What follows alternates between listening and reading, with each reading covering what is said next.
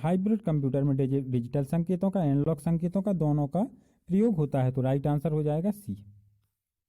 संसार का प्रथम प्रोग्रामर किसे कहा जाता है? तो लेडी ऑगस्टा को संसार का प्रथम प्रोग्रामर कहा जाता है। घरों और व्यक्तिगत उपयोग में आने वाले पीसी वास्तव में हैं, वास्तव में क्या है? घरों में जो हम रोज यूज करते हैं तो उसे हम माइक्रो कंप्यूटर को ही बोलते हैं, जो यूज करते हैं वह माइक्रो कंप्यूटर ही है। और फ्रेंड्स, ज़्यादा से ज़्यादा लोग वीडियो को प्लीज़ लाइक और शेयर करते रहें। भारत में सिलिकॉन वैली किसे कहा जाता है? तो बेंगलुरु को हम सिलिकॉन वैली की कहते हैं। सी इसका राइट आंसर हो जाएगा। सेंट्रल प्रोसेसिंग यूनिट सीपीयू का मुख्य घटक है। Control unit, arithmetic logic unit, primary memory. तो ये तीनों सीपीयू के घटक हैं, कंट्रोल यूनिट भी, एएलयू भी और प्राइमरी मेमोरी भी। 7वां प्रश्न, कंप्यूटर घड़ी की स्पीड की गणना की जाती है। तो ये करते हैं हम मेगा हर्ट्ज में। कंप्यूटर घड़ी की स्पीड की गणना मेगा हर्ट्ज में करते हैं। देख रहे हैं आप कितने ही कम समय में मैं आपको रिवाइज करा रहा हूं कि आप लोगों के लिए समय सबसे ज़्यादा कीमती है, आपका समय बिल्कुल भी बर्बाद ना हो। कंप्यूटर प्रणाली के लिए विस्तार क्षमता प्रदान करते हैं। तो कंप्यूटर प्रणाली के लिए विस्तार क्षमता स्लॉट्स प्रदान करते हैं। 9वां प्रश्न, माउस का आविष्कार किसने किया? तो माउस का आविष्कार किया था डगलस एंजलबर्ट ने। सीएस का राइट आंसर हो जाएगा। लेजर का फुल फॉर्म है, तो लेजर का full form light amplification by stimulated emission of radiation. तो ए इसका राइट आंसर हो जाएगा। डीपीआई क्या दर्शाता है? तो डीपीआई का फुल फॉर्म होता है डॉट्स पर इंच। तो ए इसका सही जवाब हो जाएगा, डीपीआई डॉट्स पर इंच। आगे बढ़ते हैं। 12वां प्रश्न, निम्नलिखित में आउटपुट डिवाइस है, तो आप बताएं कि आउटपुट डिवाइस इसमें क्या है? स्कैनर, माउस और कीबोर्ड इनपुट डिवाइस हैं और प्रिंटर आउटपुट डिवाइस है। तो प्रिंटर इसका राइट आंसर हो जाएगा, आउटपुट डिवाइस प्रिंटर। कंप्यूटर पर गेम खेलना आसान बनाता है। तो right answer joystick. Joystick computer पर गेम खेलना आसान बनाता है। इनमें कौन सा पॉइंट और ड्रा डिवाइस है? पॉइंट और ड्रा डिवाइस। तो पॉइंट और ड्रा डिवाइस के नाम से हम जानते हैं माउस को। ये इसका राइट आंसर हो जाएगा। कंप्यूटर का बिल्ट इन मेमोरी है। तो कंप्यूटर का बिल्ट इन मेमोरी होता है रोम। रोम को हम कंप्यूटर का बिल्ट इन मेमोरी कहते हैं। आगे बढ़ते हैं। 16वां प्रश्न, कंप्यूटर में शब्द की लंबाई को मापा जाता है। कंप्यूटर में शब्द की लंबाई को मापा जाता है बाइट में। तो ए इसका राइट आंसर हो जाएगा, बाइट। पब्लिक डोमेन सॉफ्टवेयर है। तो पब्लिक डोमेन सॉफ्टवेयर इंटरनेट पर मुफ्त में उपलब्ध सॉफ्टवेयर। बी इसका राइट आंसर हो जाएगा।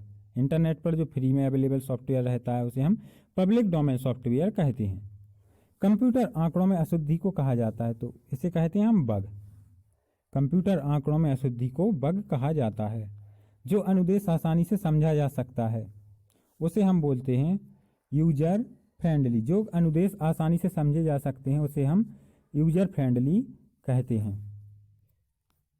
जब कंप्यूटर ऑन करते हैं तो बूट रूटीन यह टेस्ट करता है। जब हम कंप्यूटर को ऑन करते हैं तो boot routine power on self test करता है। आगे बढ़ते हैं। और फ्रेंड्स, बहुत ही जल्दी में ये पेपर बनाया है, मुझे छुट्टी भी नहीं मिली थी, बहुत ही जल्दी में, इसलिए बाई चांस कोई प्रश्न गलत भी हो सकता है, होगा नहीं, लेकिन मैं कंटिन्यू बिल्कुल बिना किसी हेल्प से डायरेक्ट ही बोल रहा हूँ, तो जल्दबाजी में हो सकता है, वैसे होगा नहीं। 21वां प्रश्न, बेसिक भाषा का प्रयोग किया जाता है। तो बेसिक भाषा होती है सरल भाषा को सिखाने में। क्या? सरल भाषा को सिखाने में हम बेसिक भाषा का उपयोग करते हैं। ब्लूटूथ प्रौद्योगिकी संभव बनाती है। तो ब्लूटूथ प्रौद्योगिकी है वो संभव बनाती है वायरलेस डाटा ट्रांसफर। तो ए इसका राइट आंसर हो जाएगा। आगे बढ़ते हैं। दो नेटवर्कों को आपस में जोड़ने वाला कंप्यूटर है। तो दो नेटवर्कों को आपस में जोड़ने वाला नेटवर्क या कंप्यूटर उसे हम गेटवे कहते हैं। 24वां प्रश्न, साधारण शब्दों में नेटवर्कों का नेटवर्क कहलाता है। तो नेटवर्कों का नेटवर्क इंटरनेट। डी इसका राइट आंसर हो जाएगा। इंटरनेट पर प्रयुक्त स्टैंडर्ड प्रोटोकॉल है। तो जो इंटरनेट पर प्रयुक्त स्टैंडर्ड प्रोटोकॉल है फ्रेंड्स, उसे हम टीसीपी या आईपी बोलते हैं, ट्रांसमिशन कंट्रोल प्रोटोकॉल। ठीक है ना।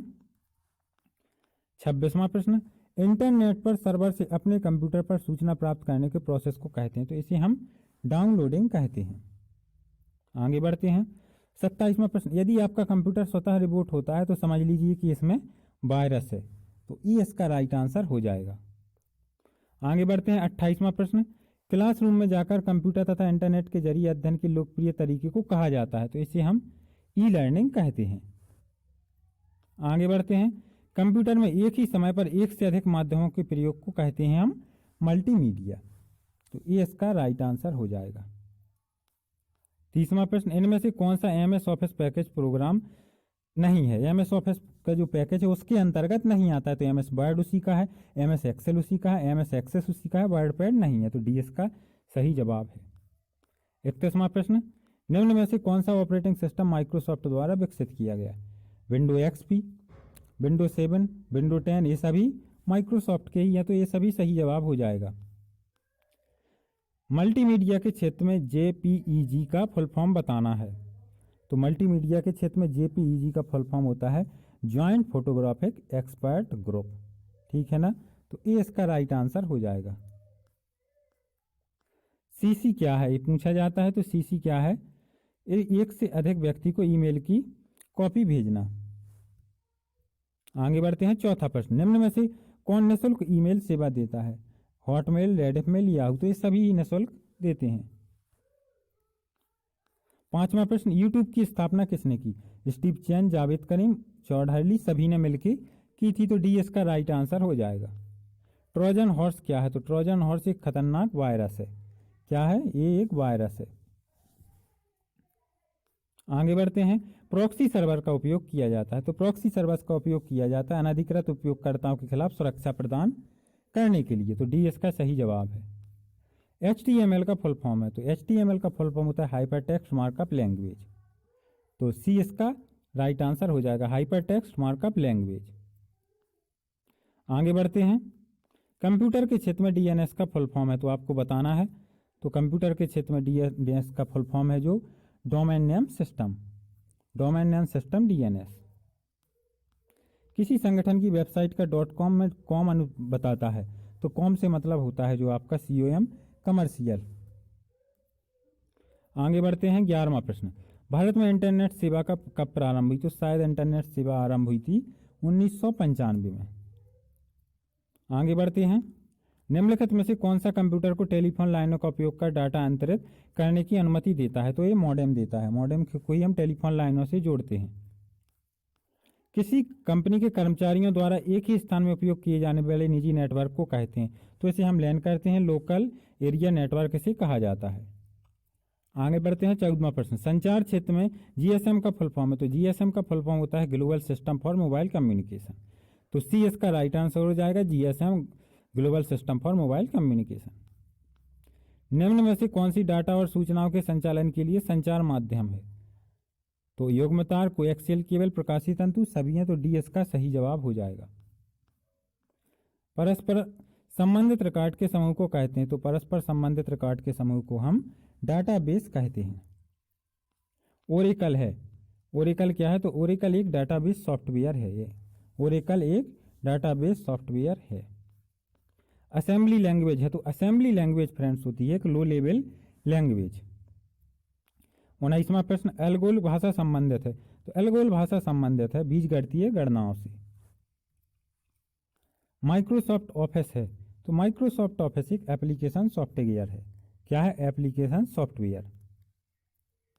21वां प्रश्न, 10 लाख बाइट लगभग होती हैं। तो 10